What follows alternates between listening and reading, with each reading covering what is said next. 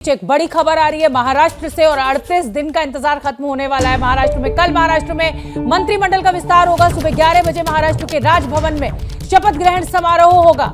तो महाराष्ट्र में शिंदे सरकार, एकनाथ शिंदे सरकार में मंत्रिमंडल का विस्तार कल सुबह 11 बजे शपथ ग्रहण होगा। राजभवन में ये पूरा शपथ ग्रहण का समारोह होगा। बड़ी खबर महाराष्ट्र से, कल कैबिनेट का विस्तार। अभी तक लगातार सवाल यही था एकनाथ शिंदे और देवेंद्र फडणवीस से कि क्या दो नेता ही सिर्फ पूरी सरकार चलाएंगे, मंत्रिमंडल कब बनेगा। तो अब ये 38 दिनों का इंतजार खत्म हुआ और महाराष्ट्र से बड़ी खबर ये आ रही है कि कल मंत्रिमंडल में विस्तार होगा। हालांकि पहली जो तारीख आई थी वो 5 अगस्त आई थी, लेकिन उस दिन कोई मंत्रिमंडल का विस्तार हुआ नहीं। और अब खबर ये मिल रही है कि कल सुबह 11 बजे मंत्रिमंडल का विस्तार होगा। राजभवन में शपथ ग्रहण समारोह का आयोजन किया जाएगा, यानी 9 अगस्त को अब ये मंत्रिमंडल का विस्तार होगा। विकास भदौरिया ज्यादा जानकारी लेकर जुड़ रहे हैं। विकास भदौरिया, कई तारीखें पहले सामने आ चुकी हैं जब खबर ये मिली थी कि मंत्रिमंडल का विस्तार होगा। क्या ये आधिकारिक घोषणा कर दी गई है, सूचना दे दी गई है कि कल सुबह 11 बजे शपथ ग्रहण होगा?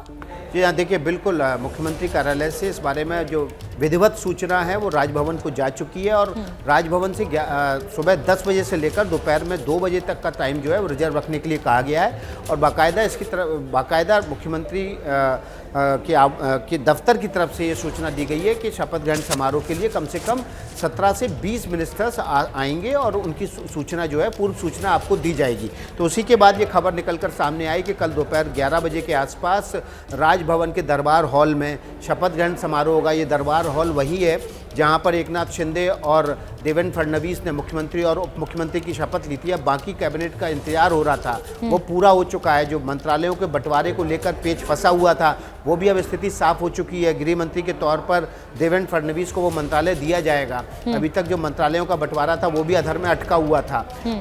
और जो प्रमुख मंत्री हो सकते हैं बीजेपी और एकनाथ शिंदे कोटे से सभी को पता है कि जो 8 और मंत्री थे जो उद्धव सरकार में मंत्री थे और उन्होंने इस्तीफा देके एकनाथ शिंदे का साथ दिया था, वो सभी के सभी मंत्री बनाए जाएंगे, उसमें कोई दो राय नहीं है। लेकिन बीजेपी कोटे से देखिए चंद्रकांत दादा पाटिल मंत्री बनाए जाएंगे जो अभी प्रदेश अध्यक्ष हैं। उनके नेतृत्व में चुनाव हुआ था और बीजेपी को सबसे बड़ी पार्टी बनकर उभरी थी वहाँ पर। इसके अलावा सुधीर मुनगंटीवार का भी नाम है, लेकिन एक बात ये भी कही जा रही है कि सुधीर मुनगंटीवार या फिर आशीष शेलार, इनमें से अदला बदली भी हो सकती है क्योंकि एक कोई स्टेट प्रेसिडेंट बनाया जाएगा, यानी कि बीजेपी का प्रदेश अध्यक्ष बनाया जाएगा। चंद्रकांत दादा पाटिल हटेंगे और उनकी जगह तो या तो सुधीर मुनगंटीवार या फिर आशीष शेलार, ये कोई मंत्रिमंडल तो मतलब विकास कुल मिलाकर आप ये कह रहे हैं कि फॉर्मूला मोटा मोटा तय हो चुका है कि कितने जो विधायक हैं मंत्री बनेंगे एकनाथ शिंदे गुट से और क्या क्या जो विभाग हैं उसका बंटवारा भी तय हो चुका है। आपने जो जिक्र किया कि एकनाथ शिंदे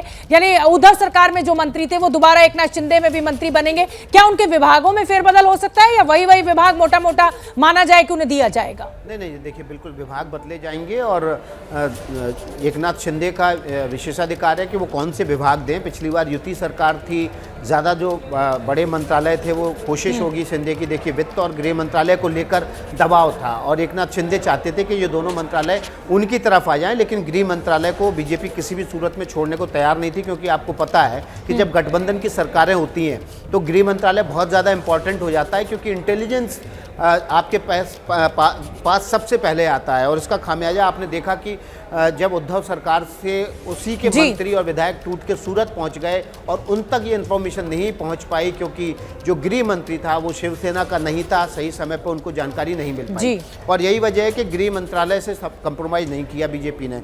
लेकिन जो बाकी मंत्री थे शिंदे गुट के, वो सभी मंत्री बनाए जा रहे हैं। सभी कैबिनेट मंत्री होंगे, दादा भूसे हों, उदय सामंत हों, शंभूराजे देसाई हों, संदीप हों, सभी मंत्री बनाए जाएंगे और मंत्रालयों में जरूर फेरबदल। बिल्कुल ठीक है, आप नजर बना के रखिए, जैसे कोई और बड़ी सूचना आपको मिले फौरन हम अपने दर्शकों तक आपके जरिए पहुंचाएंगे। फिलहाल के लिए बहुत बहुत धन्यवाद। और आजादी के अमृत महोत्सव पर घर घर तिरंगा मुहिम चल रही है, क्या आपने अपने घर पर तिरंगा लगाया?